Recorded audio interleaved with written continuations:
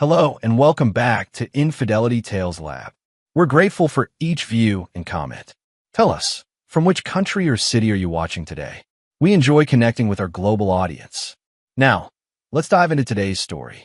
Chapter 1, Thanksgiving Charade.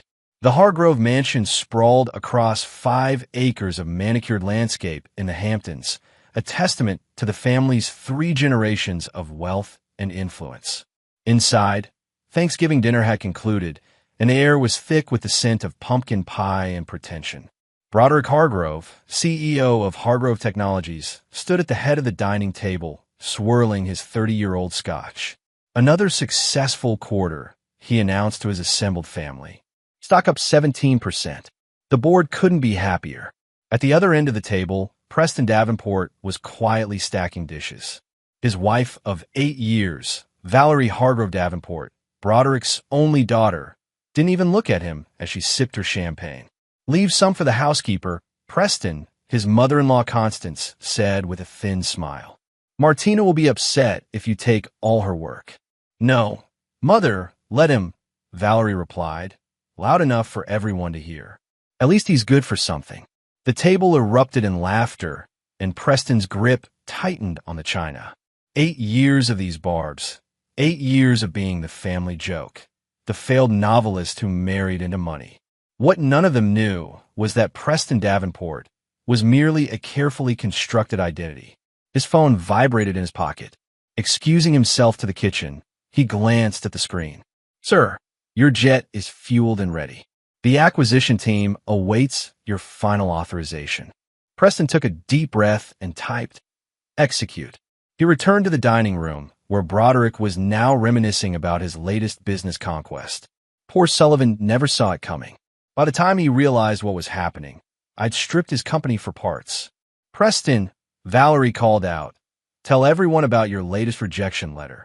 Before he could respond, his phone rang again. He answered, aware of the annoyed looks from his in-laws. "I apologize, but this requires immediate attention," he said, stepping away from the table. "For God's sake, what could possibly be so urgent in your life?" Broderick laughed. "Another publisher rejecting your manuscript?" Preston ignored him and took the call. His assistant's voice was clear and precise. "It's done, sir. Orbital Technologies is now yours." The board voted unanimously. "Thank you, Abigail. Proceed with Phase 2. When he returned, something had changed in his demeanor. He placed the plates down and, without a word, walked toward the door. "Where do you think you're going?" Valerie called after him. "I've endured enough for one evening," he replied without turning. "Don't be so sensitive," his wife snapped. "It's Thanksgiving. You're embarrassing me." Preston paused at the door. "I believe you've done enough of that for both of us over the years." He left without another word, ignoring Valerie's angry calls. As his car pulled away from the mansion, he removed the plain gold wedding band from his finger and placed it in his pocket. The charade was finally ending. Later that night, as he sat in his private jet crossing the Atlantic, Preston, whose real name was Barrett Caldwell, watched the news break on his tablet. Breaking news: mysterious tech mogul acquires Orbital Technologies in surprise takeover. CEO Broderick Hargrove unavailable for comment as shares tumble. His phone lit up with Valerie's name for the 12th time. He answered on the final ring. "Barrett, what's going on?" "My father is having a meltdown. The news is saying someone called Phoenix Capital just bought Orbital. That's their flagship company." "Is it?" he replied calmly. "Don't play dumb. There's reporters outside our house. They're asking about some billionaire called Barrett Caldwell. They're saying he owns Phoenix Capital." Barrett allowed himself a small smile. "How interesting." "Barrett, whatever joke this is, it isn't funny. My father—" "Your father," he interrupted, "should have been more careful about who he invited to his table." "What are you talking about?" 8 years, Valerie. 8 years, I played the part of the disappointing son-in-law, the failed writer, the joke." The silence on the other end was deafening. "Barrett, please tell me this isn't what I think it is." "It's exactly what you think it is, and it's only the beginning." He ended the call and turned off his phone. Phase 1 was complete, and the Hargroves had no idea what was coming next. Chapter 2, The Man Behind the Mask. 3 days after the Thanksgiving incident, Barrett Caldwell sat in his Tokyo penthouse office, watching the financial news with quiet satisfaction. The reporter's voice was animated with excitement.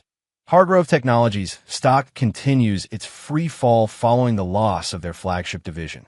Inside sources report emergency board meetings as investors demand answers. Barrett turned to the floor-to-ceiling windows, taking in the sprawling cityscape. Tokyo was just one of a dozen cities where he maintained residences, all unknown to the woman who called herself his wife. His executive assistant, Naomi Takahashi, entered with a tablet in hand. Unlike Barrett's fabricated identity as struggling writer Preston Davenport, Naomi knew exactly who he was. Founder and CEO of Phoenix Innovations, with a personal net worth of $17.2 billion. The transfer of Orbital's assets is complete, she reported. And as you predicted, Broderick Hargrove has called an emergency press conference for this afternoon. Perfect timing, Barrett replied. And Valerie? She's tried contacting all your known aliases. She's also hired a private investigator. Barrett smiled. Whoever she hired won't find anything I don't want them to find. Naomi hesitated. Sir, there's something else. Your sister called. Barrett's expression hardened. Talia knows not to contact me directly. She says it's important. Something about Valerie reaching out to her. Barrett considered this development. His younger sister Talia was the only family he had left, and she was the sole person who knew both sides of his life, Preston Davenport and Barrett Caldwell. Arrange a secure call. Hours later, as Barrett prepared for a video conference with his global executive team, the wall-mounted screen in his office displayed his sister's face. Talia Caldwell had the same striking blue eyes as her brother, but where his expression was calculated, hers was open and concerned. 8 years, Barrett, she began without preamble.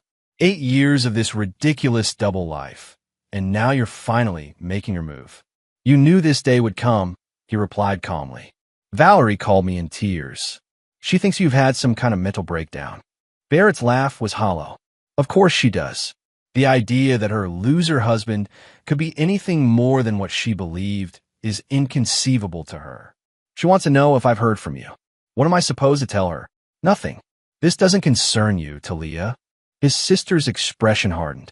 You made it concern me when you spent nearly a decade living a lie. Do you have any idea what it's been like watching you debase yourself in front of those people? Pretending I barely know my own brother at their social functions? It was necessary. Was it, or did you just want to make Broderick Hargrove suffer the way Dad did?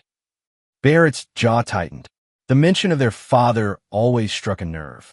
Nicholas Caldwell had been a brilliant engineer whose revolutionary quantum processing design was stolen by a young, ambitious Broderick Hargrove in the late 1990s.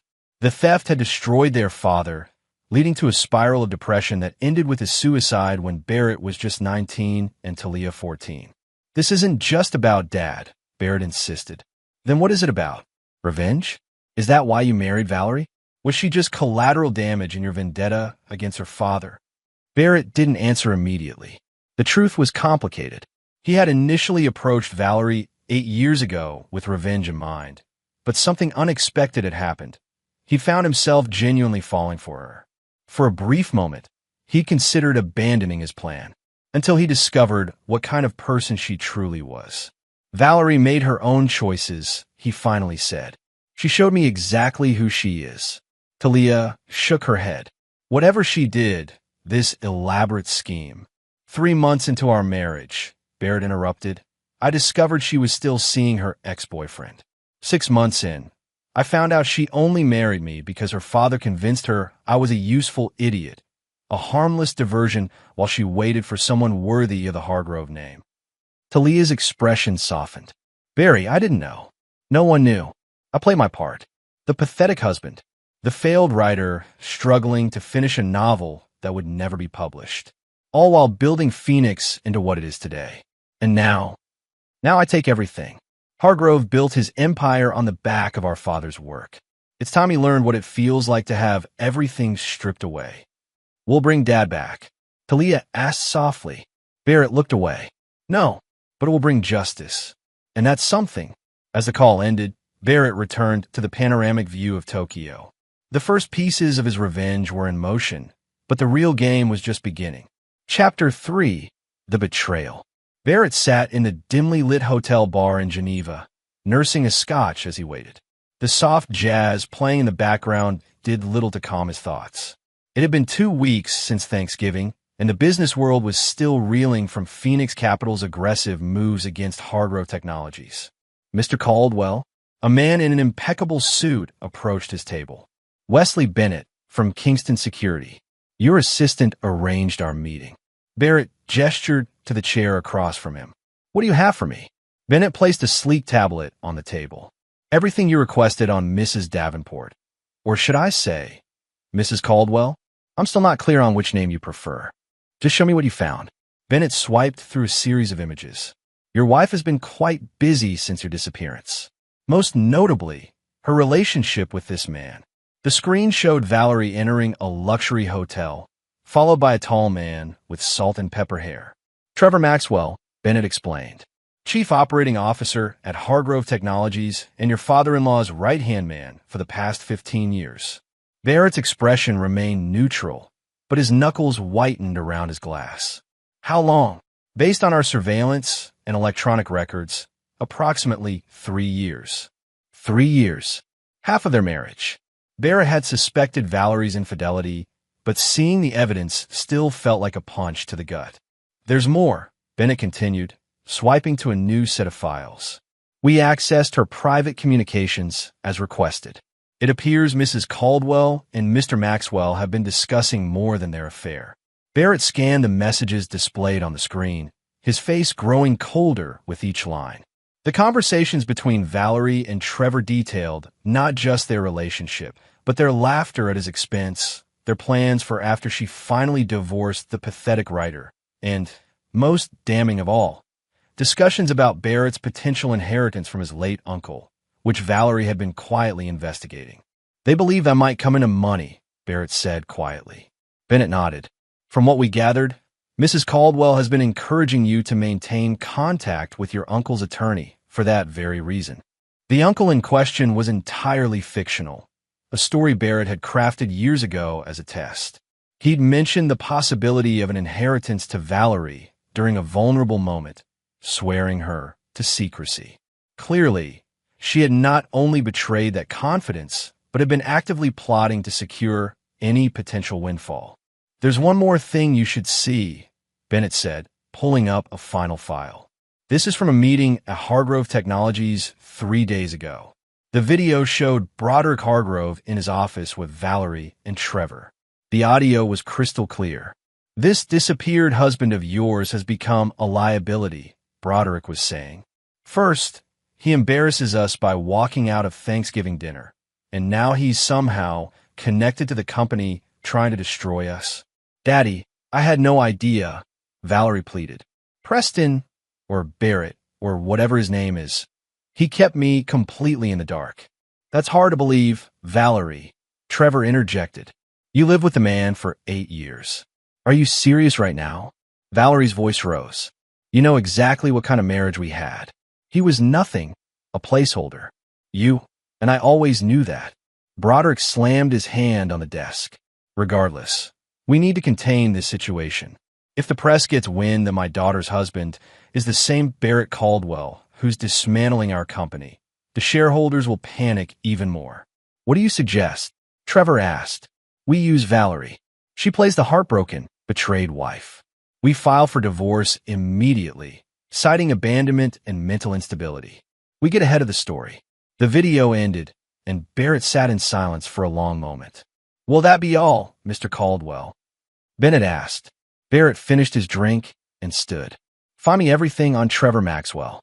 Every skeleton, every weakness, every pressure point. And I want daily updates on all 3 of them. Understood. And if I may ask, what's your next move? Barrett's smile was cold. Now that I know all the players, it's time to change the game. 2 days later, Barrett sat in his Milan office as Naomi briefed him on the latest developments. Hardgrove Technologies had announced a strategic partnership with their Chinese counterparts to mitigate the damage from losing Orbital. The stock had temporarily stabilized. They're adapting faster than we anticipated, Naomi noted. It won't matter, Barrett replied. Broderick thinks he's weathering the storm, but he doesn't realize it hasn't even begun yet. His phone chimed with a message from Talia. Valerie's going public tomorrow. Press conference scheduled at HT headquarters. She's filing for divorce. Barrett forwarded the message to Naomi. Make sure our media contacts are ready. It's time for phase 2. Are you sure about this? Once we release the evidence of her affair with Maxwell, there's no going back. The personal aspects of your revenge will be public. Barrett stared at the Hargrove Technologies logo displayed on his wall-mounted screen. 8 years ago, Broderick Hargrove took me aside at his daughter's engagement party. He told me he knew exactly who I was, not the struggling writer I pretended to be, but the son of Nicholas Caldwell. He laughed in my face, said my father was weak, and that I was just as pathetic for thinking I could infiltrate his family. But he still allowed the marriage? Because he didn't see me as a threat. He thought I was exactly what I appear to be, broken and bitter, seeking some petty revenge by marrying his daughter. He even encouraged Valerie to go through with it, convinced I could never harm them. Barrett turned to Naomi, his eyes cold. He was wrong. And now they all pay. Broderick for destroying my father, Valerie for her betrayal, and Trevor for thinking he could take what's mine. As Naomi left, Barrett opened his safe and removed an old photograph of his father standing proudly in his lap. Next to it was a faded newspaper clipping announcing Hargrove's breakthrough in quantum processing. It won't be long now, Dad, he whispered to the photo. Everything they built on your work is about to crumble, and I'll be there to watch it fall. Chapter 4, Opening Moves. The press conference was a masterclass in manufactured sympathy. Valerie Hargrove Davenport stood beside her father outside Hargrove Technologies headquarters, her eyes skillfully reddened, her voice breaking at precisely the right moments. I'm devastated to learn that my husband, the man I loved and supported for 8 years, has been living a double life, she told the assembled reporters. Not only did Preston, or Barrett, as he apparently prefers, abandon our marriage without warning, but he's now using his resources to attack my family's company. Barrett watched the performance from his London penthouse, unmoved by her crocodile tears. Beside him sat Lauren Sullivan, former CEO of Sullivan Quantum Systems, another victim of Broderick Hargrove's ruthless business tactics years earlier. She's good, Sullivan remarked. If I didn't know better, I'd actually believe she was the wronged party. Hargrove's daughter through and through, Barrett replied. Appearances are everything to them. On screen, Broderick stepped forward to support his distraught daughter. We filed for divorce on Valerie's behalf, citing abandonment and extreme emotional distress. As for Mr. Caldwell's attacks on Hargrove Technologies, we view them as the vindictive actions of a disturbed individual with a personal vendetta. A reporter shouted from the crowd. Is it true Barrett Caldwell is the son of Nicholas Caldwell, whose work on quantum processing formed the foundation of Hargrove's early success? Broderick's face tightened almost imperceptibly. Nicholas Caldwell was a talented engineer who worked for me briefly in the 1990s. Any implication that his contributions were more significant than that is simply false. Now, if you'll excuse us, my daughter has been through enough today. As they retreated from the podium, Barrett turned to Sullivan. And now we respond. Within minutes, major financial news outlets received an anonymous data dump. Emails, text messages, hotel receipts, and photographs documenting Valerie's 3-year affair with Trevor Maxwell. Simultaneously, a statement from Phoenix Innovations announced Barrett Caldwell as its founder and CEO, confirming his identity as Valerie's husband, but offering no further comment on personal matters. Barrett's phone rang almost immediately. It was Talia. Was that necessary? She demanded without preamble. The affair, the photos, you've humiliated her publicly. She humiliated herself, Barrett replied coldly. I simply provided the evidence. This isn't like you, Barry. You don't know what I've become, Talia. 8 years playing a role changes a man. His sister's voice softened. I understand you're hurt. This isn't about hurt feelings. Barrett cut her off. This is business. The personal elements are simply leverage. After ending the call, Barrett turned to Sullivan. Are you ready for the next phase? Sullivan nodded grimly. My team has identified the weak points in the Chinese partnership. Their regulatory approvals are contingent on intellectual property assurances that Hargrove can't possibly fulfill. Good. Push that angle with the regulatory bodies. I want that partnership collapsing within the week. As Sullivan left to execute the plan, Barrett received a notification that Valerie was calling, this time on his real phone number, which she'd never had access to before. "How did you get this number?" he answered. "Your sister," Valerie replied, her voice raw. "Barrett, what you've done, the photos, the messages, all authentic, as you well know. You've destroyed my reputation." Barrett laughed without humor. "Your reputation? That's what concerns you? Not the fact that you've been sleeping with your father's COO for 3 years? Not the lies you've told? Not the mockery you've made of our marriage? Our marriage was a sham from the beginning," she hissed. "You married me under false pretenses. You lied about who you were." "As did you," Barrett replied calmly. "The difference is I never betrayed you. I never humiliated you. I played my role perfectly, while you couldn't even maintain the basic decency of fidelity. What do you want from us, Barrett? Money? Is that it? Name your price and end this vendetta." "Money." Barrett's voice turned cold. "I have more wealth than your family could dream of. This isn't about money, Valerie. This is about justice. For your father? That was 30 years ago. For my father. For myself.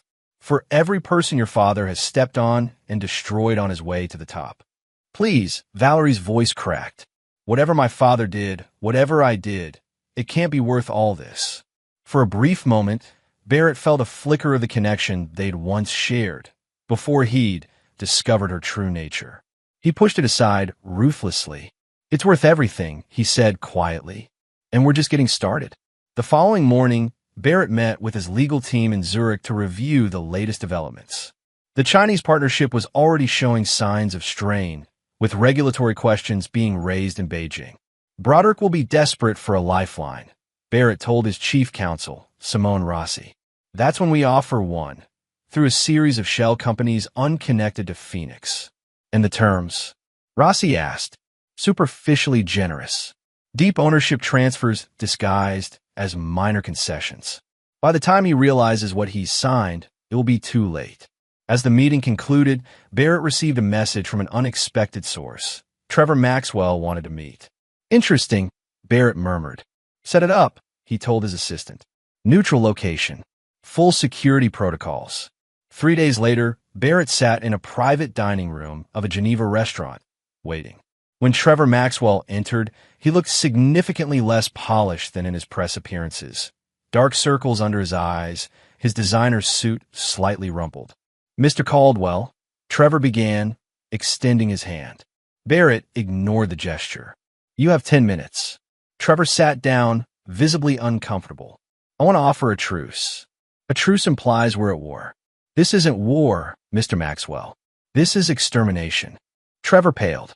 "Look, I understand you're angry about Valerie and me." "You understand nothing," Barrett interrupted. "My wife's infidelity is merely a symptom of a greater disease. You, Valerie, Broderick, you're all cut from the same cloth. Entitled, corrupt, believing yourselves untouchable." "I can help you," Trevor insisted. "I have information, things about Broderick that could give you the leverage you need without destroying the company." Barrett studied him carefully.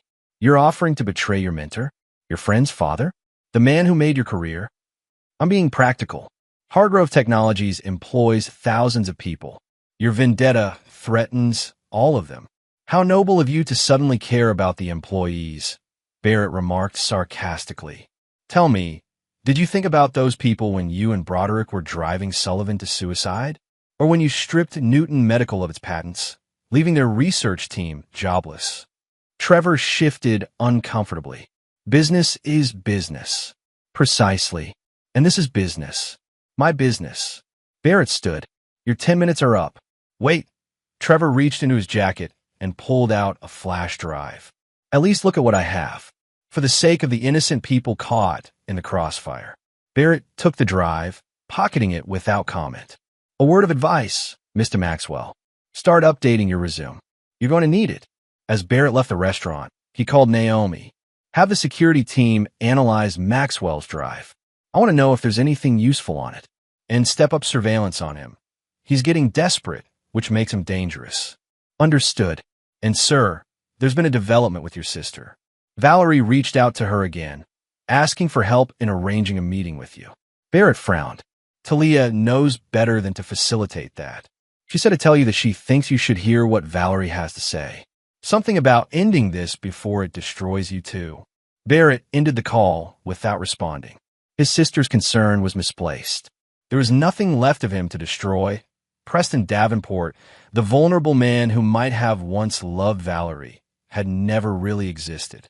And Barrett Caldwell was forged in fire, immune to the emotional manipulation Valerie was so skilled at deploying. Or so he told himself as his car sped through the Swiss countryside, carrying him further along the path of his meticulously planned revenge. Chapter 5. The Counterattack. The Hargrove Empire was beginning to crack. Over the next week, Barrett watched from his New York apartment as the Chinese partnership collapsed under regulatory scrutiny. Hargrove Technologies' stock plummeted another 22%, and rumors of layoffs spread through the industry. They're taking the bait, Naomi reported, handing Barrett the latest financial analysis. Broderick has reached out to Meridian Capital for emergency funding. Barrett smiled thinly. Meridian was one of his shell companies, created precisely for this purpose. And their board split. Half want to accept Meridian's terms. Half are pushing to explore other options. Maxwell is leading the resistance. Interesting. Barrett pulled up the analysis from Trevor's flash drive on his tablet. Maxwell's information was actually valuable. Detailed breakdowns of Hargrove's vulnerabilities, contingency plans, even Broderick's personal financial arrangements. He's more desperate than I thought. Or setting a trap, Naomi suggested. Perhaps, which is why we'll proceed carefully. Barrett forwarded a set of instructions to his team. Have Sullivan approach their board members individually. Focus on those with the most to lose. As Barrett put his plans in motion, the media frenzy around his identity and the Hargrove family drama intensified. Business magazines rushed to profile the invisible billionaire who had built a tech empire in secret while posing as a struggling writer. Social media exploded with memes about Valerie's affair and the spectacular unraveling of her public image. Through it all, Barrett remained silent, neither confirming nor denying the wildest speculations. His silence only fueled further interest, which served his purposes perfectly. Every headline about him was another blow to the Hargrove's reputation. His phone chimed with a message from Talia. She's not going away, Barry. Either meet with Valerie, or I'll bring her to you myself. Barrett grimaced. His sister's persistence was becoming problematic. Before he could respond, the secure line on his desk rang, the direct connection to his operations center. Sir, we have a situation, his security chief reported. There's been an attempt to breach our Paris servers. The attack's signature matches Hargrove's cybersecurity division. Escalation, Barrett murmured. They're getting desperate. Lock down all sensitive data and prepare countermeasures. There's more, the security chief continued. We've intercepted communications suggesting they're planning to go public with allegations about your father. They're constructing a narrative that Nicholas Caldwell stole the quantum processing designs from Hargrove, not the other way around. Barrett's hand tightened around the phone. They would drag my father's name through the mud? After everything they've already taken from him? It appears to be Maxwell's strategy, sir. He's convinced Broderick it's their best chance at turning public opinion. Initiate blackout protocol, Barrett ordered, his voice dangerously calm. And tell Simone I want the Maxwell contingency activated immediately. The blackout protocol was Barrett's most aggressive cybersecurity measure, a complete shutdown of Phoenix's public-facing systems coupled with a covert counterattack on the aggressor's infrastructure. Meanwhile, the Maxwell contingency was a plan Barrett had developed specifically for Trevor, targeting him personally rather than professionally. Within hours, Hargrove Technologies experienced a series of technical difficulties that took down their internal communications, while Trevor Maxwell discovered that his private bank accounts had been frozen pending a regulatory investigation into unexplained fund transfers. Transfers that Phoenix's team had fabricated but made appear completely authentic. Barrett was reviewing the chaos when Naomi entered his office, her expression grave. "Sir, your sister and Mrs. Caldwell are downstairs. They're insisting on seeing you." Barrett looked up sharply. "Here? How do they even find this location?" "Ms. Caldwell says she's always known about this apartment. She tracked your movements years ago, but never mentioned it out of respect for your privacy." Barrett closed his eyes briefly. Talia had always been too clever for her own good. "Send them up, but stay close." Minutes later, Talia entered with Valerie close behind. His sister looked determined, while Valerie appeared haggard, a far cry from the polished socialite she normally presented to the world.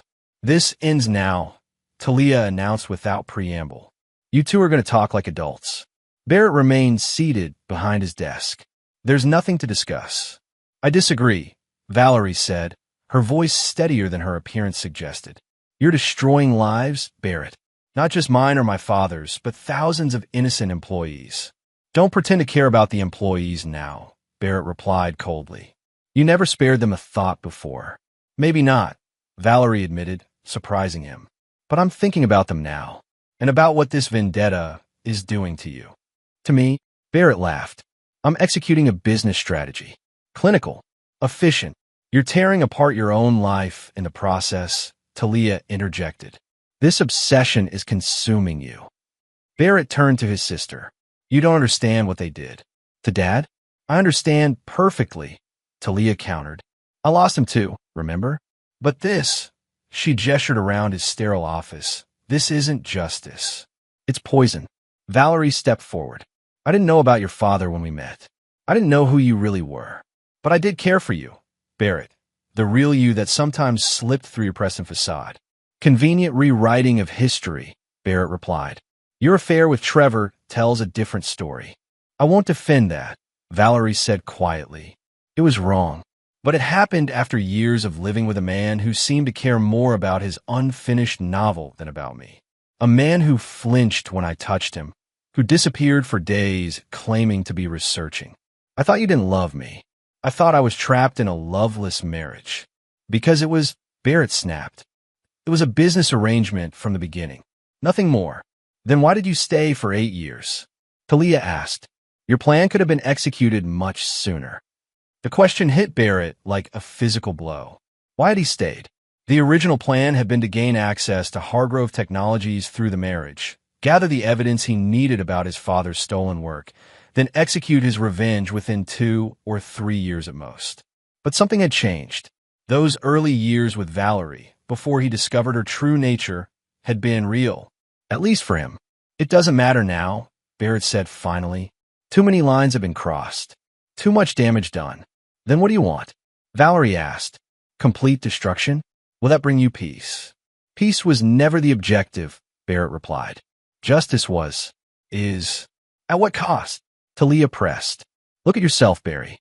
When was the last time you felt anything but anger? When was the last time you created something instead of destroying it?" Barrett stood abruptly. "This meeting is over. Naomi will show you out." As they turned to leave, Valerie paused. "They're going after your father's reputation tomorrow. Trevor convinced the board it's their only option. I thought you should know." After they left, Barrett stood at his window, looking out over the city lights. His phone buzzed with updates from his team.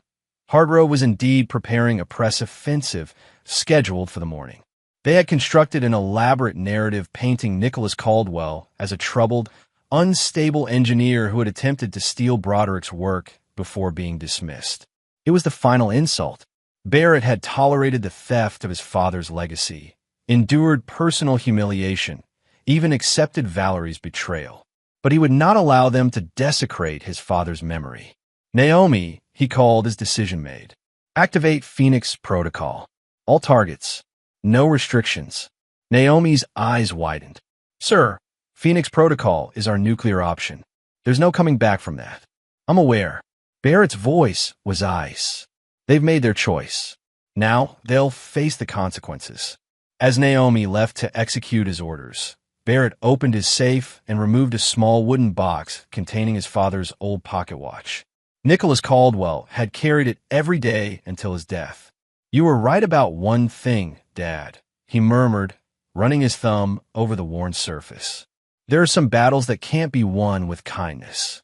The Phoenix Protocol was Barrett's most devastating contingency plan, a simultaneous, multi-pronged attack on every aspect of the Hargrove Empire, from business to personal. By morning, there would be nothing left but ashes.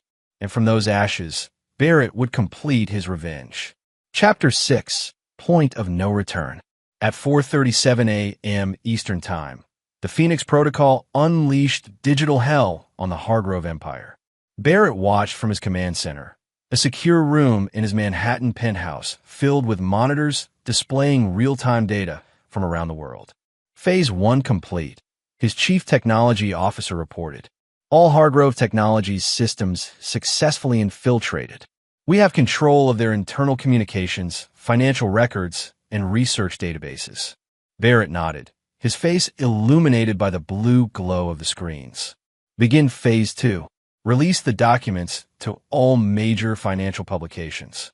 Within minutes, journalists across the globe received explosive evidence of what Barrett had spent 8 years collecting. Proof that Broderick Hargrove had stolen Nicholas Caldwell's quantum processing designs, fabricated evidence to discredit him, and systematically erased his contributions from the historical record. But that was just the beginning. The Phoenix Protocol didn't merely aim to expose the truth. It was designed to methodically dismantle everything Broderick Hargrove had built, piece by piece. Trading opens in 3 hours, Barrett told his team. I want every investor, partner, and board member to see these documents before the bell. As dawn broke over New York, Barrett's phone rang. It was Trevor Maxwell. You've gone too far, Caldwell. Trevor's voice was ragged with panic. The SEC is at my door. They're saying my accounts show evidence of insider trading. How unfortunate, Barrett replied coldly. Perhaps you should have considered the consequences before planning to defame my father's memory. This is illegal. You can't just fabricate. I fabricated nothing, Trevor. Every transaction in those accounts happened. The blockchain doesn't lie. If those transactions appear suspicious, well, that's between you and the regulators. You son of a... Barrett ended the call and turned to his financial director. What's the status of the Meridian offer? Hargrove's board is in emergency session now. With Maxwell under investigation and the new documents becoming public, they're in panic mode. Perfect. Barrett checked his watch, his father's watch. Have Simone contact the board chair directly. Inform him that Meridian Capital is prepared to increase their offer in light of recent events, but only if they act within the hour. The trap was set. Meridian Capital, Barrett's shell company, would offer a lifeline to the drowning Hargrove Technologies board. They would accept out of desperation, not realizing that the terms effectively transferred controlling interest of the company to Barrett through a complex web of subsidiaries. By noon, the news had broken. Hargrove Technologies had accepted Meridian Capital's offer for a controlling stake. The stock stabilized briefly on the announcement before analysts began questioning who exactly controlled Meridian. Barrett's phone rang again, Valerie this time. My father had a heart attack, she said without preamble, her voice shaking.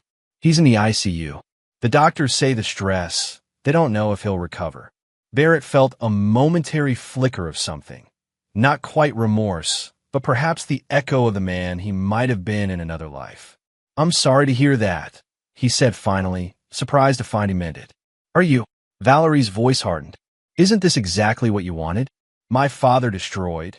Our company in shambles. Trevor facing criminal charges. Justice isn't about what I want, Valerie. It's about what's right. And who appointed you the arbiter of justice? She demanded. You talk about my father stealing your father's work, but at least no one died in that dispute. Can you say the same about your revenge? The words hit Barrett with unexpected force. He had never intended for Broderick to die. Humbled, yes. Ruined, certainly, but not dead. The doctors are doing everything they can, Valerie continued, her voice breaking. But if he doesn't make it, that blood is on your hands, Barrett. After she hung up, Barrett stood motionless in his command center, surrounded by evidence of his triumph. Everything was proceeding according to plan. Hargrove Technologies was effectively his. Trevor Maxwell was facing federal charges. The truth about his father's invention was finally public. So why did victory taste so hollow? His phone chimed with a message from Talia. It's time to stop, Barry. Dad wouldn't have wanted this. Barrett closed his eyes, memories washing over him. His father's kind smile, his patient explanations of complex engineering principles, his unwavering belief that knowledge should be used to build, not destroy. Sir, Naomi interrupted his thoughts. The transfer of ownership is complete. Hargrove Technologies is now under your control through the Meridian subsidiaries. What are your orders? Barrett stared at the Hargrove Technologies logo displayed on the central monitor. He had dreamed of this moment for over a decade. The moment when he would dismantle the company piece by piece, selling off its assets and erasing Broderick Hargrove's legacy, just as Broderick had tried to erase his father's. Sir, Naomi prompted again. Barrett made his decision. Maintain current operations. No further actions until I give the order. You're pausing the protocol? Naomi asked, surprised. For now. Barrett grabbed his coat. I need to see something for myself. Hours later, Barrett stood in the corridor outside the cardiac intensive care unit, where Broderick Hargrove lay fighting for his life. He hadn't gone inside. He had no right to be there, but something had compelled him to come. Barrett. He turned to see Valerie approaching, her eyes red-rimmed, her normally perfect appearance disheveled. What are you doing here? She asked, confusion and anger battling in her expression. I needed to see, Barrett replied simply. See what? Your handiwork. Her voice was bitter. No, to see if I felt anything. Barrett met her gaze directly. 8 years of planning this revenge. I needed to know if completing it would fill the void my father's death left behind. And does it? Barrett was silent for a long moment. No, he finally admitted. It doesn't bring him back. It doesn't undo the past. Then what was it all for? Valerie asked, genuine bewilderment in her voice. Before Barrett could answer, the hospital corridor was suddenly filled with activity. Doctors rushing into Broderick's room, alarms blaring. Valerie's face drained of color. No, she whispered, pushing past him toward the room. Barrett stepped back, watching through the glass as medical staff fought to save Broderick Hargrove's life. In that moment, watching Valerie's anguish as she might lose her father, something shifted in Barrett's perspective. His phone vibrated. A message from his financial director, board awaiting instructions on company division. How do you want to proceed with dismantling? Barrett stared at the message for a long moment, then at Valerie through the glass, then back at his phone.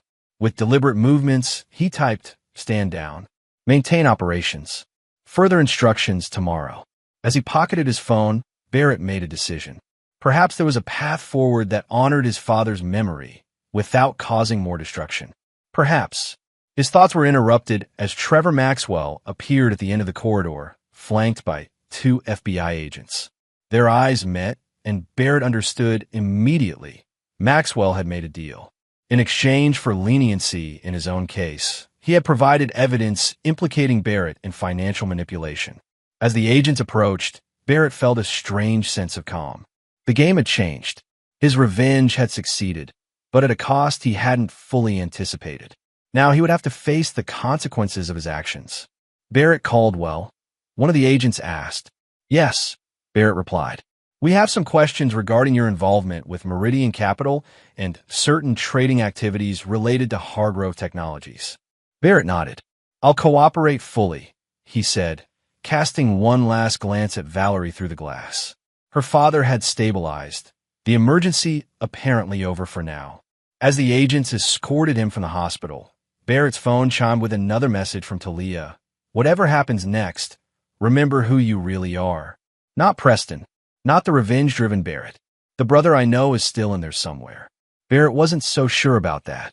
But as the FBI vehicle pulled away from the hospital, he felt the weight of his 8-year charade finally lifting.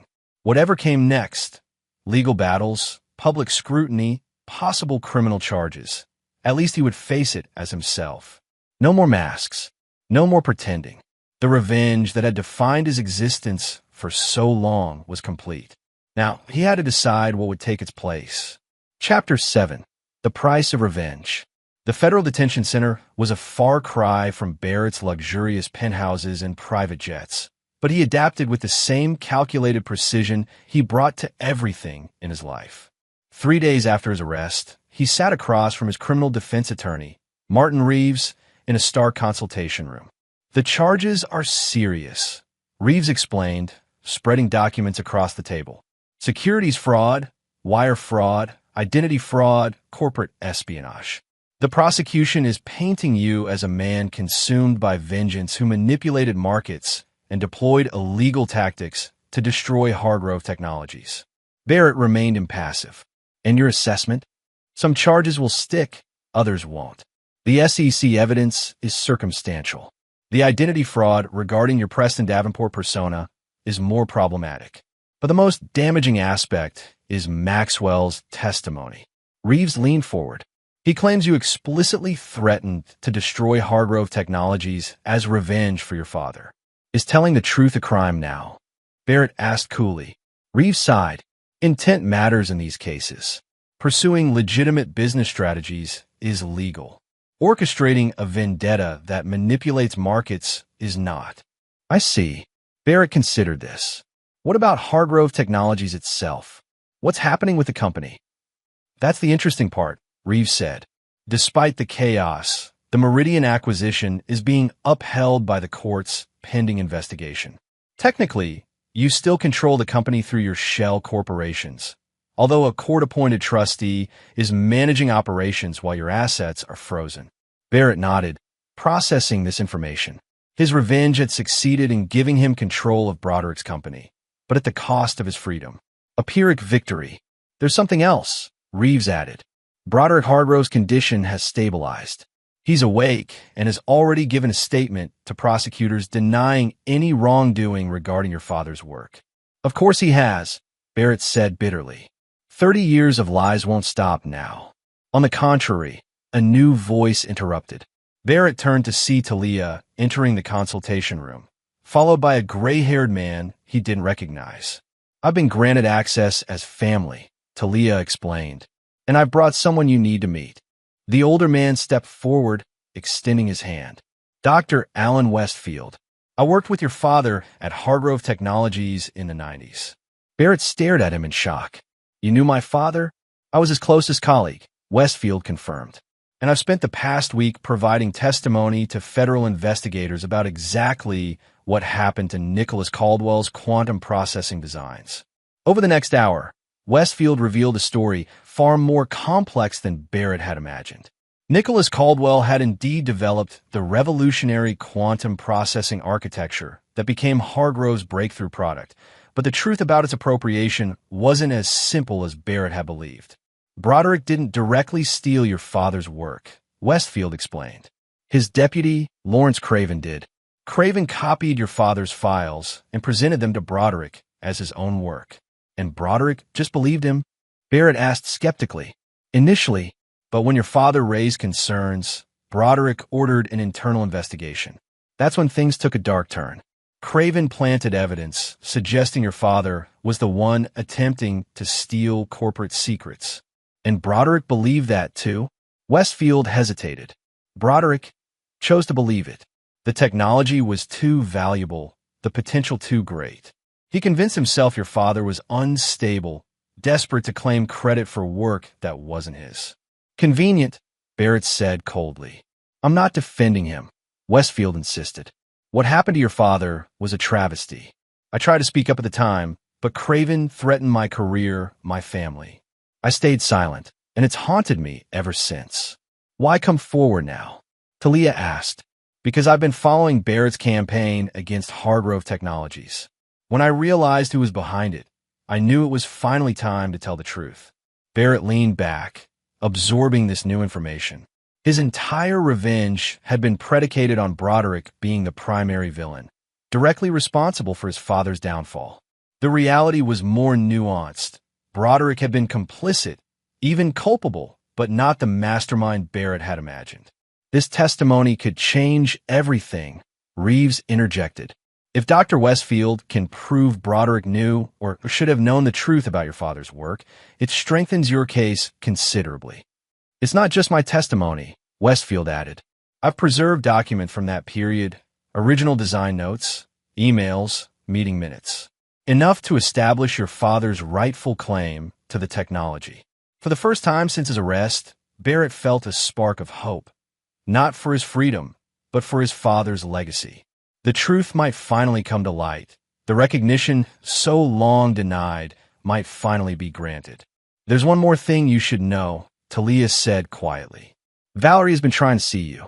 She's been denied access because she's not family, but she's persistent. Barrett frowned. What could she possibly want? To talk. She says there are things you don't know. About her, about your marriage. Our marriage was a lie, Barrett said flatly. 8 years of deception. On both sides. Talia reminded him gently. Maybe it's time to hear her out. Before Barrett could respond, a guard entered to inform them their time was up. As Talia and Westfield prepared to leave, Barrett made a decision. Tell Valerie I'll see her, he told his sister. And Reeves, arrange a meeting with the prosecutors. I want to discuss a potential resolution. A plea deal. Reeves asked, surprised. No, Barrett replied. A different kind of justice. 2 days later, Barrett sat in the same consultation room, waiting. When the door opened and Valerie entered, he was struck by how different she looked. No designer clothes, minimal makeup, her usual confidence replaced by visible uncertainty. Barrett, she said simply, taking the seat across from him. Valerie, he acknowledged. Talia said you wanted to talk. Valerie nodded, gathering her thoughts. My father had another heart attack yesterday. A minor one, but the doctors say his heart is significantly damaged. I'm sorry to hear that, Barrett said, and meant it. Are you? Valerie studied him. The man I lived with for 8 years. Preston would have been. But Barrett Caldwell? The man who orchestrated all this? I don't know him at all. You never knew me, Barrett replied. That was the point. Did not? Valerie challenged. The books you read, the music you loved, the way you'd stay up all night working on your supposed novel, but were actually building your empire. Those things were real, weren't they? Barrett remained silent, uncomfortable with her insight. Your cover story needed consistency, she continued. But somewhere along the way, parts of the real you slipped through. The man who rescued that stray dog during the thunderstorm. The man who remembered every anniversary, even while planning my family's destruction. What's your point, Valerie? My point is, I don't think our entire marriage was a lie. I think somewhere in those 8 years, there were moments of truth between us. Before, she trailed off. Before you started sleeping with Trevor, Barrett finished bluntly. Valerie flinched but didn't look away. Yes, before that. Why did you? Barrett asked, the question escaping before he could stop it. If you saw something real in me, why betray that? Valerie's composure cracked slightly. Because you were never really there, Barrett. Physically present, but emotionally unreachable. I thought it was because of your writing struggles, but now I understand. You were always looking through me, past me, at your real target. The truth of her words stung more than Barrett expected. And Trevor was, she continued, convenient, available, not plotting your family's downfall. Barrett suggested sarcastically. Present, Valerie corrected softly. Just present. It wasn't about love. It was about not feeling invisible in my own marriage. The irony wasn't lost on Barrett. He, the invisible billionaire, had made his wife feel invisible. Perhaps they'd both been wearing masks all along. I didn't come here to justify what I did, Valerie said after a moment. I came because of what Dr. Westfield revealed about my father and yours. Barrett straightened. You've spoken to Westfield? He came to see my father in the hospital. They talked for hours. Then my father asked to see me. Valerie took a deep breath. Barrett, my father is prepared to publicly acknowledge your father's contribution to the quantum processing architecture. He wants to make amends before it's too late. Barrett stared at her in disbelief. After 30 years of denial, after destroying Nicholas Caldwell's reputation and driving him to suicide, Broderick Hargrove was finally willing to admit the truth. Why now? Barrett demanded. Because he's facing his own mortality? Because he's lost his company? Because the evidence is about to become public anyway. All of those things, probably Valerie admitted, but also because he's had time to reflect on the kind of legacy he wants to leave. The kind of example he set. She met Barrett's gaze directly. People can change, Barrett. Even my father. Even you. What exactly is he offering? A public statement acknowledging your father as the primary inventor of the quantum processing architecture, renaming the Hargrove Quantum Division as the Caldwell Institute for Quantum Innovation, and a personal apology to your family for the way your father was treated. It was more than Barrett had ever expected, the recognition his father deserved, the restoration of his legacy. But it came at the end of a bitter, destructive journey that had left all of them scarred. And what does he want in return? Barrett asked, suspicious. Nothing specific, though I think he hopes it might influence how you proceed with the company you now control. Barrett considered this carefully. I need to think about it. Of course. Valerie stood to leave, then hesitated. For what it's worth, Barrett, I am sorry.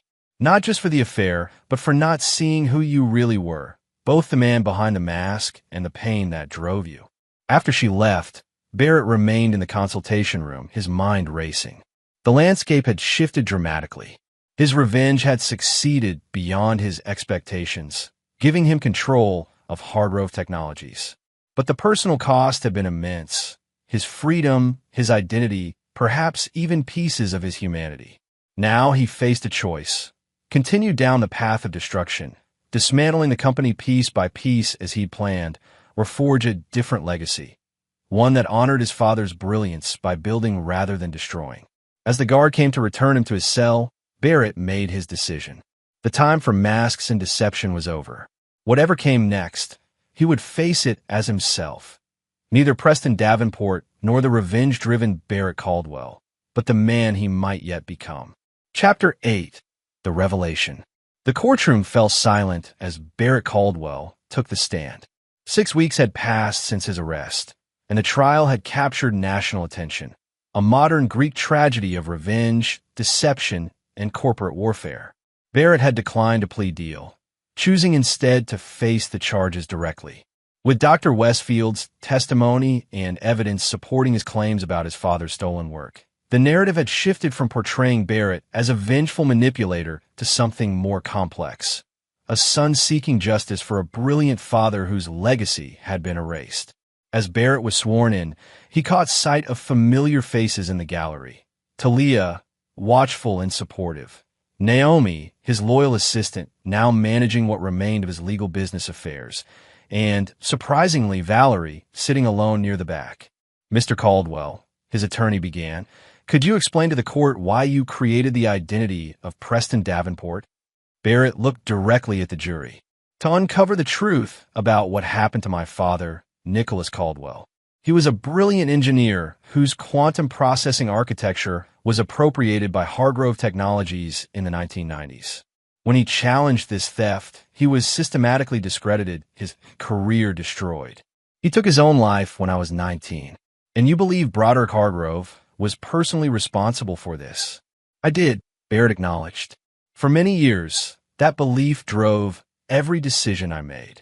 I built Phoenix Innovations using my father's unrealized designs, keeping my identity secret. When I had accumulated enough resources, I created the Preston Davenport identity to infiltrate the Hargrove family.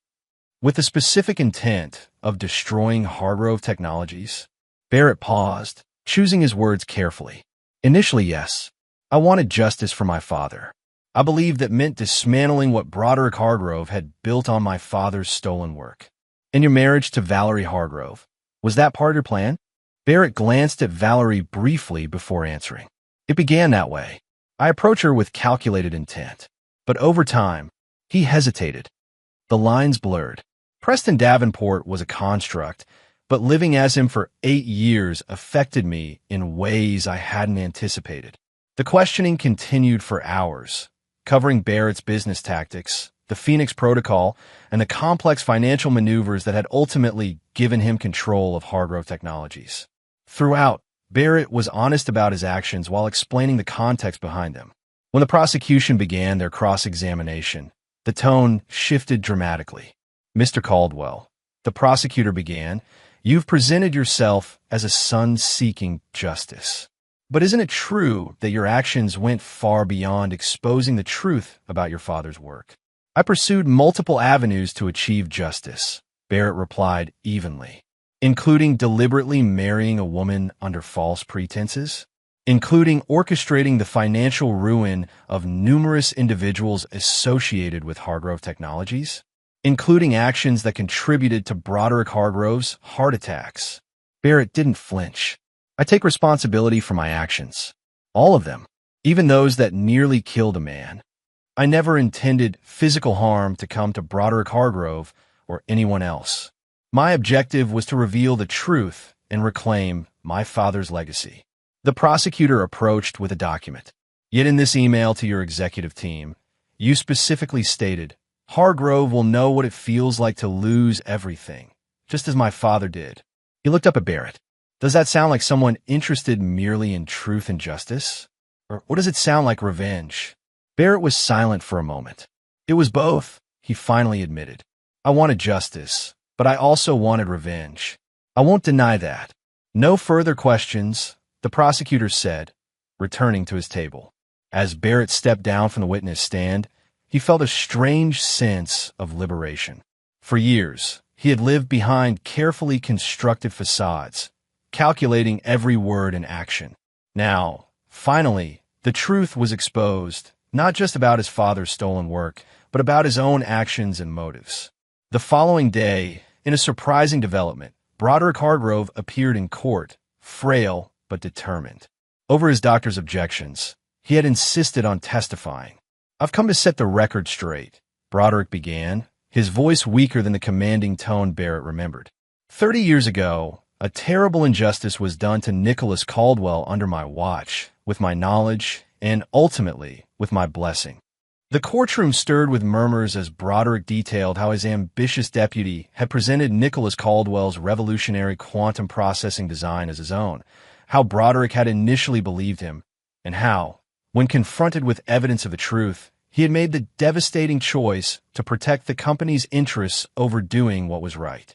I convinced myself it was a gray area, Broderick testified, that Caldwell's work had been developed using company resources, that the final implementation had required our team's refinements. But the core breakthrough, the insight that made everything possible, that was Nicholas Caldwell's. And I failed to acknowledge that. Broderick turned directly to Barrett. I can't undo the past. I can't bring your father back. But I can finally tell the truth.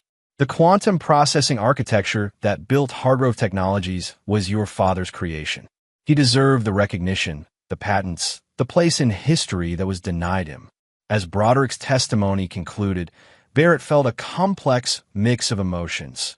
Vindication for his father, a hollow sense of victory, and an unexpected weight lifting from his shoulders. The truth he had fought so long to expose was finally public, acknowledged by the very man who had buried it.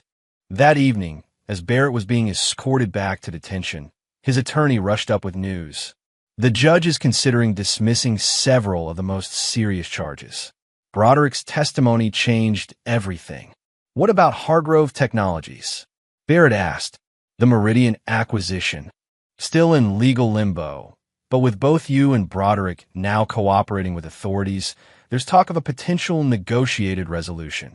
3 days later, Barrett sat in a conference room with his legal team, prosecutors, and representatives from Hargrove Technologies, including Broderick himself. On the table was a proposed settlement that would resolve both the criminal charges against Barrett and the future of the company. The terms are straightforward, the lead prosecutor explained. Mr. Caldwell pleads guilty to reduced charges of securities manipulation and identity fraud with a recommended sentence of time, served plus 3 years probation. In exchange, he agrees to a structured divestiture of his interest in Hargrove Technologies, with provisions for establishing the Caldwell Institute for Quantum Innovation as a joint research foundation between Phoenix and Hargrove. Barrett studied the documents, particularly the sections detailing how his father's legacy would be preserved and honored. Additionally, the Hargrove attorney added, Mr. Hargrove is prepared to issue a public statement acknowledging Nicholas Caldwell's contributions and the company's historical failure to properly credit his work. And the current employees? Barrett asked, what happens to them?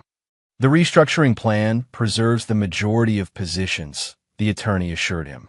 Both companies continue to operate independently, but established the Caldwell Institute as a collaborative venture. Barrett looked across the table at Broderick, seeing not the arrogant titan of industry who had destroyed his father, but an aging man confronting the consequences of his past actions. "Well, Mr. Caldwell," the prosecutor prompted, "do we have an agreement?"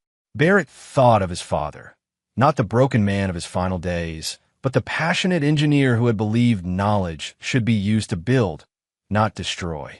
He thought of the 8 years spent as Preston Davenport, the life unlived while pursuing his vendetta. And he thought, unexpectedly, of Valerie, the woman he'd married for revenge but had, against all odds, come to care for in his own complicated way. "We have an agreement," Barrett said finally, "with one addition." He turned to Broderick. "I want the full story published, not just an acknowledgement of my father's work, but a detailed account of what happened. No more secrets, no more half-truths." Broderick nodded slowly. "Agreed." As the meeting concluded and papers were signed, Barrett felt neither the triumph he had once imagined nor the bitter defeat he had sometimes feared. Instead, he experienced something unexpected, the first fragile sense of closure. Outside the conference room, he found Valerie waiting. "I heard about the settlement," she said. "It's a good outcome. Better than any of us deserved, perhaps." Barrett studied her, seeing beyond the polished exterior to the complex woman beneath, flawed and human, just as he was. "What happens now?" she asked. "Between us, I mean." "I don't know," Barrett answered honestly. "Too much has happened. Too many lies on both sides." "Yes," Valerie agreed softly. "Perhaps some damage can't be undone. But some truths can still be acknowledged," Barrett added. "Including this one. Whatever else our marriage was, there were moments of something real. I won't pretend otherwise." Valerie nodded, tears in her eyes. "For what it's worth, I would have fallen in love with Barrett Caldwell if you'd given me the chance to know him." "We'll never know," Barrett replied. "That's part of the price we both pay." As they parted ways, Barrett understood that some chapters were ending while others were just beginning. The mask of Preston Davenport was gone forever. The revenge that had defined him for so long was complete, though not in the way he had envisioned.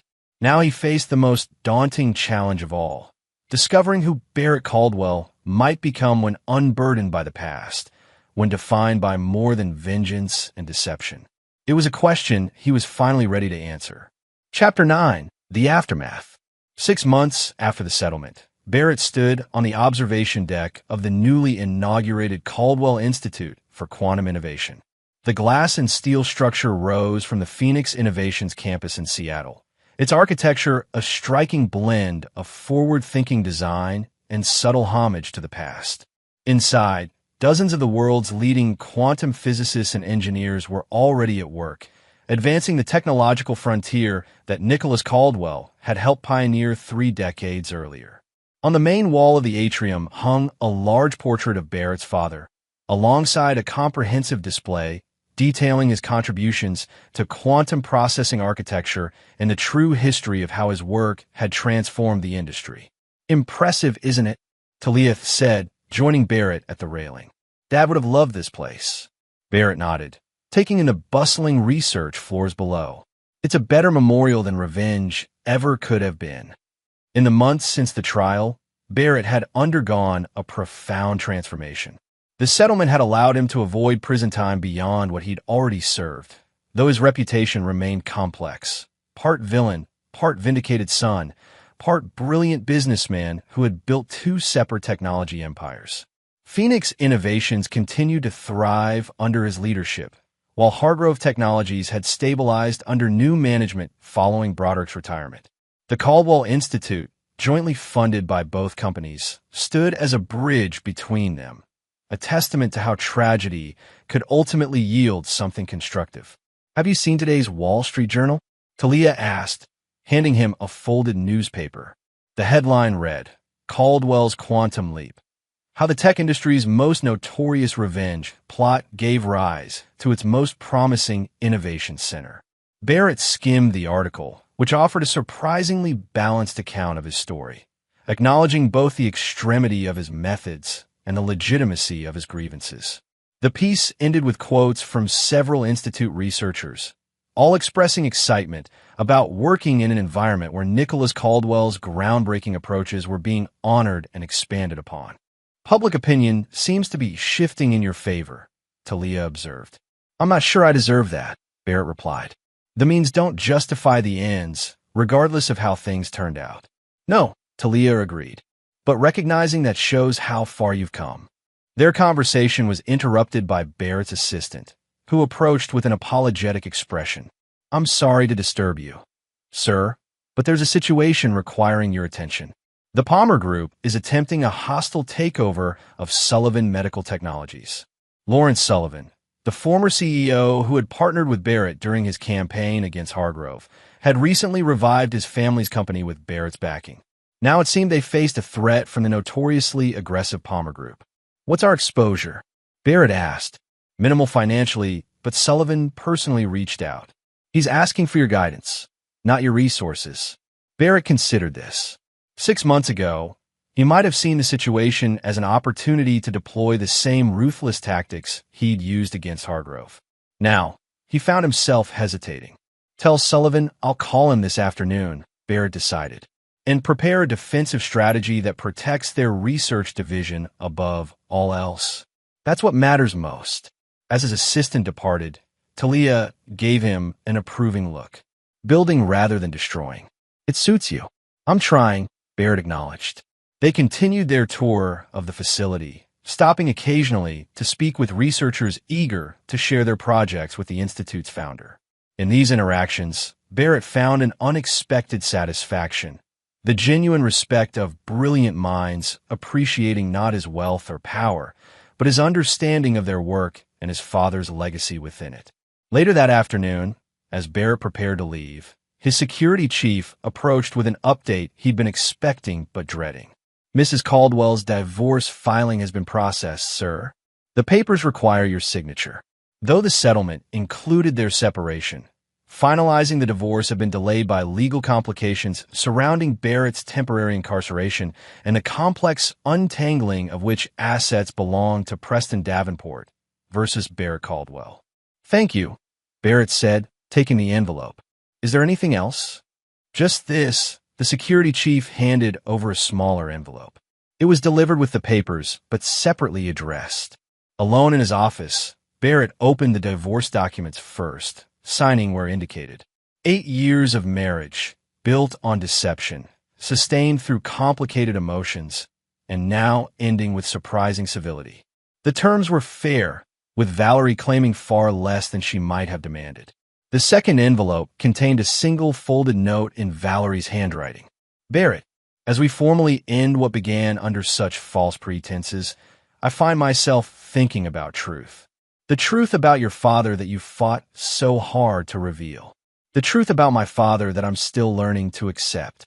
And the truth about us, that somewhere beneath the lies and betrayals, there might have been something worth salvaging if we'd both been different people. I won't pretend I didn't hurt you, or that you didn't hurt me. We both know better. But I've come to believe that understanding why someone causes pain matters almost as much as the pain itself. I'm returning to London next month to restart my life away from all this. Perhaps someday we'll encounter each other as the people we're becoming rather than the people we were. Until then, I wish you peace, something I suspect neither of us has known for a very long time. Valerie. Barrett read the note twice before carefully folding it and placing it in his desk drawer. There was a time when he might have dismissed her words as manipulation, another Hargrove attempt to rewrite history. Now, he recognized the same complicated truth she did, that their relationship had been neither entirely false nor entirely real, but something uniquely complex, forged in unusual circumstances. His phone chimed with a notification that Broderick Hargrove had been admitted to the hospital again. Despite their history, Barrett had maintained a distant but respectful connection with his former father-in-law as Broderick's health declined. The older man's public acknowledgement of Nicholas Caldwell's contributions had not erased the past, but it had allowed for a fragile reconciliation. Barrett decided he would send flowers but not visit. Some boundaries were better maintained, some distances more appropriate than forced closeness. Broderick was Valerie's concern now, not his. As evening fell, Barrett found himself drawn to the Institute's memorial wall, where visitors could learn the full story of Nicholas Caldwell's innovations and the long journey to recognize them. He stood before his father's photograph, seeing in it not just the brilliant engineer, but the kind man who had taught him that knowledge should elevate humanity, not serve personal vendettas. "I think I understand now, Dad," Barrett said quietly to the empty hallway. "It wasn't about making them pay. It was about making your work matter." A security guard passed by, nodding respectfully before continuing his rounds, leaving Barrett alone with his thoughts. The revenge that had consumed him for so long had ultimately given way to something more meaningful. Not forgiveness, exactly, but a recognition that moving forward required more strength than looking backward. He would never forget what Broderick Hargrove had done, never fully absolve Valerie's betrayal, never completely separate Trevor Maxwell's actions from their consequences. But he could choose what defined his future, and that future would not be built on retribution. 2 weeks later, Barrett received word that Broderick Hargrove had passed away peacefully in his sleep. The news arrived as Barrett was reviewing plans for the Institute's next phase of expansion. The official statement from Hargrove Technologies acknowledged Broderick's complicated legacy, including his late-in-life admissions regarding Nicholas Caldwell's work. The financial press noted the irony that the company Broderick had built now partially funded an institute named for the man whose work he had once appropriated. Barrett attended the funeral, standing at a respectful distance as Valerie received condolences. Their eyes met briefly across the cemetery, an unspoken acknowledgement passing between them. Not forgiveness. Neither was capable of that yet, but understanding. They had both been changed by what had happened. As Barrett prepared to leave, Trevor Maxwell approached him, the first time they had encountered each other since the trial. Trevor had avoided prison through his cooperation with authorities, but had lost his position and reputation in the process. "Caldwell," Trevor said stiffly, "I didn't expect to see you here." "I came to pay my respects," Barrett replied neutrally. "To the company he built, if not the man himself." Trevor studied him. "You won, you know. Everything you wanted. The company, your father's recognition, your revenge against all of us." Barrett shook his head. "If that's what you think this was about, you still don't understand. Then explain it to me," Trevor challenged. "What was it all for if not revenge?" Barrett considered the question carefully. "It began as revenge," he admitted, "but it ended as something else, a reckoning. Not just for Broderick or Hargrove Technologies, but for me, for who I became while pursuing vengeance." "And who is that exactly?" Trevor asked skeptically. Barrett looked across the cemetery to where Valerie stood beside her father's casket. "Someone who finally understands that the most important legacy isn't what you take from others, but what you build yourself." He left Trevor without another word, walking back to his waiting car. The driver had instructions to take him directly to the airport. The Palmer Group's attempted takeover of Sullivan Medical had escalated, and Barrett was needed in Boston to help formulate a defense. This time, however, his strategy would be different. Not destruction, but protection. Not vengeance, but value. The lessons of the past 6 months had changed his approach fundamentally. As the car pulled away from the cemetery, Barrett received a message from Talia. The Sullivan situation looked serious. "What's your plan?" Barrett thought carefully before responding. To do what Dad would have done. Build something better. In the distance, he could see Valerie watching his departure, a solitary figure against the gray horizon. They would likely never repair what had been broken between them. Too much deception, too much betrayal on both sides. But they could acknowledge the truth of what had happened and who they had been to each other. That, Barrett had come to believe, was its own form of justice. Not the fiery retribution he had once craved, but the cold clarity of truth finally exposed to light. His revenge was complete, but not in the way he had imagined. The Hargrove Empire had not been destroyed, but transformed. His father's legacy had not been avenged, but honored. And Barrett himself had not found satisfaction in his enemy's downfall, but in the future, he was now free to build. As Seattle vanished behind him and new challenges beckoned ahead, Barrett Caldwell finally released the last vestiges of Preston Davenport, the mask he had worn for so long, and embraced the man he had become. Neither the vengeful son nor the deceptive husband, but something entirely new. Someone his father might have recognized. Someone he was still learning to know. And there you have it. Another story comes to an end. What did you think? I'd love to hear your thoughts in the comments below. If you enjoy this story, consider joining our community by subscribing. It means the world to us. For more stories like this one, check out the recommended videos on screen. And I'll see you there.